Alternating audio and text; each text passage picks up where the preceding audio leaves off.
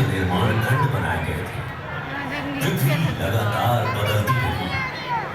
ये इस विशाल ब्रह्मांड में अपने लिए एक बहुत ही अनोखी स्थिति हासिल करने के लिए विकसित हुआ है।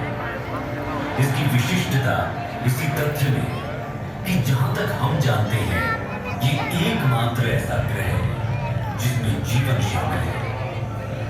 ये अपने सबसे दुर्गम इलाकों में भी जीवन का परीक्षण करता है। एक प्रजाति के लिए जो रहने लायक नहीं हो सकती, वो दूसरे के रहने और पनपने के लिए आदर्श घर और निवास स्थान है। इस पृथ्वी पर जीवन की कई सारी प्रजातियां हैं, जिसमें कि हम सभी का नाम भी नहीं ले पा रहे हैं। सभी प्रजातियां एक दूसरे के साथ अंतरंग संबंध में रहती हैं और पनपती रहती हैं। हर एक अपने अस्तित्व और प्रसार के लिए दूसरे पर निर्भर रहती है।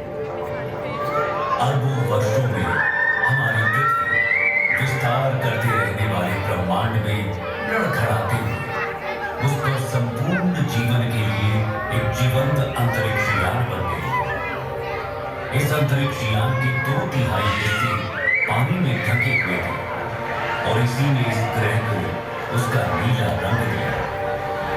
यहाँ पर जीवन के प्रथम रूप दिखाई दिए। समुद्र के सबसे गहरे बिंदुओं से जीवन भूमि और सबसे ऊंचे पहाड़ों की ओर चला गया। पृथ्वी की गहराई में इसकी गर्म मैंटल और फिर बाहरी और आंतरिक कोश थे।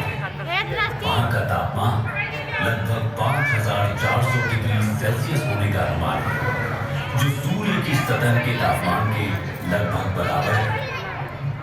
ऐसा माना जाता है कि पृथ्वी का आंतरिक कोर धीरे धीरे बढ़ रहा है, क्योंकि आंतरिक कोर की सीमा पर तरल बाहरी कोर पृथ्वी के आंतरिक भाग के क्रमिक शीतलन के कारण प्रति अरब वर्ष लगभग 100 डिग्री सेल्सियस पर ठंडा और ठोस हो जाता है। पृथ्वी के आंतरिक और बाहरी कोर में निर्मित कन्वेक्शन करंट्स, अर्थात हमारे ग्रह की चुंबकीय फील्ड्स का निर्माण करती है। ये हमारे ग्रह के चारों ओर के चुंबकीय क्षेत्र ही है, जो हानिकारक विद्युत चुंबकीय विकिरण को हम पर हमला करने से रोकती है।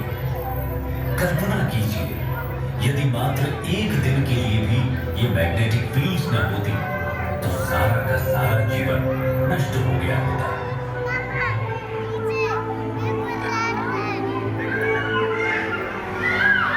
महासागरीय धाराएं समुद्री जल की निरंतर निर्देशित गति है, जो उस पर कार्य करने वाली कई शक्तियों द्वारा उत्पन्न होती है, जिसमें हवा, तापमान, टूटती लहर, गहराई की रूपरेखा और तटरेखाएं, साथ ही अन्य धाराओं की दिशा और ताकत के साथ इसका इंटरैक्शन शामिल है। ये समुद्री धाराएं ही हैं जो वैश्विक कन्वेयर बेल्ट बनाते हैं और उन क्षेत्रों के तापमान को प्रभावित करती हैं जहां से वे यात्रा करती हैं। धरती मां ने अपने ऊपर जीवन को पनपने देने के लिए अरबों वर्षों में स्वयं को विकसित किया है। उसने ये सुनिश्चित करने के लिए तत्वों के साथ बेहतरीन संतुलन बनाया है कि इसकी कई प्रजातियों के बच्चों का अस्तित्व हमेशा बना रहे। परंतु जैसे जैसे हम मनुष्य बड़े होते रहे, हम और भी अधिक शक्तिशाली होते गए, जब तक कि हम अपने ग्रह के प्रति अधिक सचेत नहीं होंगे, तो जो ज्ञान हमने प्राप्त किया है, वो अंततः हमें नष्ट भी कर सकता है। हम मनुष्यों को शक्तिशाली होने के बावजूद अपनी बढ़ती आबादी को संसाधन उपलब्ध कराने के लिए पृथ्वी का शोषण करने के लिए अधिक मजबूर होना पड़ेगा और अपने मूर्खतापूर्ण उपभोग के कारण कई प्रजातियों को बर्बाद कर चुके हैं।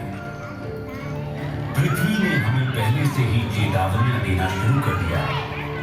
प्रमुख जलवायु परिवर्तन, ध्रुवीय टोपी का पिघलना, जो कि हमारे मीठे या ताजे पानी का सबसे बड़ा भंडार है, न केवल उसके भंडार को बर्बाद करता है, बल्कि पृथ्वी की ऊपरी तह को भी विकृत करता है, जिसके फिर दूरगामी परिणाम होते हैं।